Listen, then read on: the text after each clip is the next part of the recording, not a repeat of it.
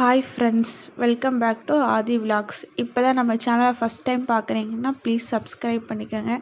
அப்போ தான் நம்ம போடுற வீடியோஸ்லாம் உங்களுக்கு டிஸ்ப்ளே ஆகும். இப்போ நம்ம ஒன் பார்ட் ரெசிபி எப்படி பண்ணுறதுன்னு பார்க்கலாம் வாங்க. காளான் பிரியாணி, அதுக்கு தேவையான எல்லா பொருளும் டிஸ்ப்ளே பண்ணியிருக்கேன் பாருங்கள். பெரிய வெங்காயம், இஞ்சி பூண்டு, காளான், பிரியாணி அரிசி, நெய், பிரியாணி பொடி இதெல்லாம் தேவை. நீங்கள் இதெல்லாம் ரெடி பண்ணி வச்சுக்கோங்க. அடுத்து நம்ம அரிசி ஊற வச்சுக்கலாம். நான் இந்த படியில் 3 படி எடுத்திருக்கேன். உங்களுக்கு எவ்வளோ தேவையோ அந்தளவு எடுத்து ஊற வச்சுக்கலாம். இப்போ காளானை நல்லா வாஷ் பண்ணி எடுத்துக்கலாம். இதில் நல்லா மண் இதெல்லாம் போகிற மாதிரி நல்லா வாஷ் பண்ணி எடுத்துக்கோங்க. சின்ன சின்னதாக கட் பண்ணி வச்சிடலாம். நல்லா வாஷ் பண்ணிட்டு கட் பண்ணி வச்சுக்கோங்க. இப்போ ஒரு குக்கரை அடுப்பில் வச்சுக்கலாம். நமக்கு தேவையான அளவு எண்ணெய் ஆட் பண்ணிக்கலாம். கூடவே நெய்யும் ஆட் பண்ணிக்கலாம். நான் இப்போ இதில் 2 ஸ்பூன் நெய் ஆட் பண்ணுறேன். உங்களுக்கு எவ்வளோ தேவையோ அந்த அளவுக்கு ஆட் பண்ணிக்கலாம். எண்ணெயும் நெய்யும் நல்லா காயிற வரலும் வெயிட் பண்ணலாம்.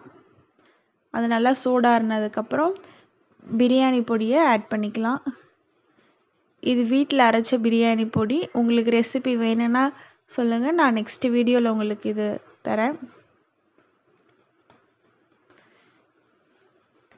எண்ணெய் நல்லா சூடேறி பிரியாணி பொடியும் நல்லா ஃப்ளேவர்லாம் இறங்குற வரலும் வெயிட் பண்ணலாம்.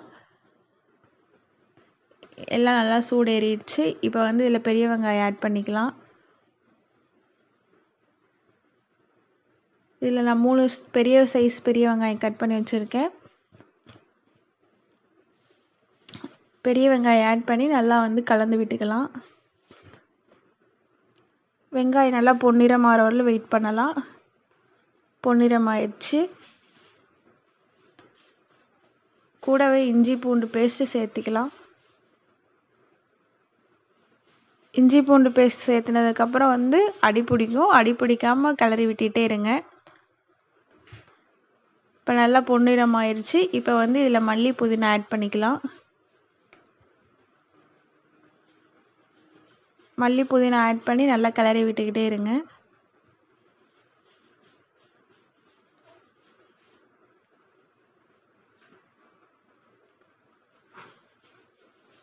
நல்லா வதங்கினதுக்கப்புறம் இதில் கட் பண்ணி வச்சுருக்க காளானை ஆட் பண்ணிக்கலாம்.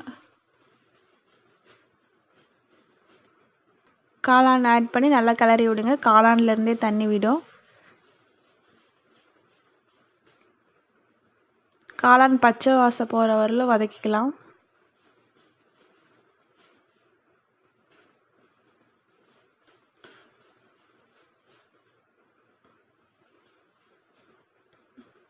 காளான் நல்லா வதங்கட்டும்.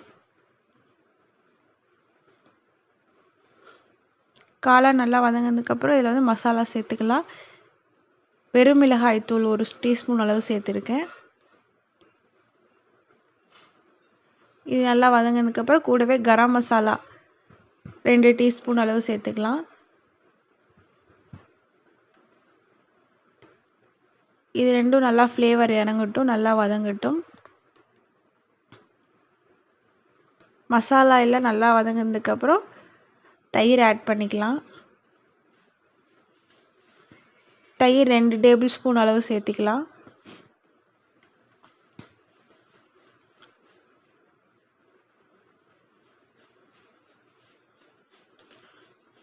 இது எல்லாம் நல்லா வதங்கிருச்சு. இதெல்லாம் நல்லா வதங்கினதுக்கப்புறம் அரிசி ஆட் பண்ணிக்கலாம்.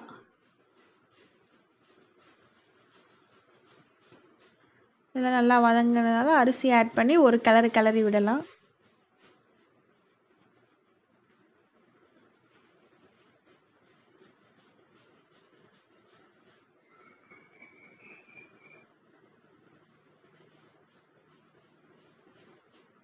இப்போ நம்ம இந்த உலக்குக்கு 2 உலக்கு தண்ணி ஆட் பண்ணிக்கலாம்.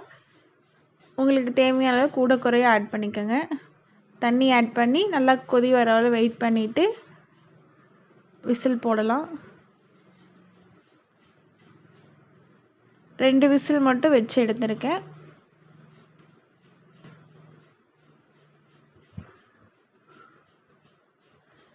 இப்போ பாருங்கள் பிரியாணி எவ்வளோ சூப்பராக வந்திருக்கு, உதிரி உதிரியான்னு.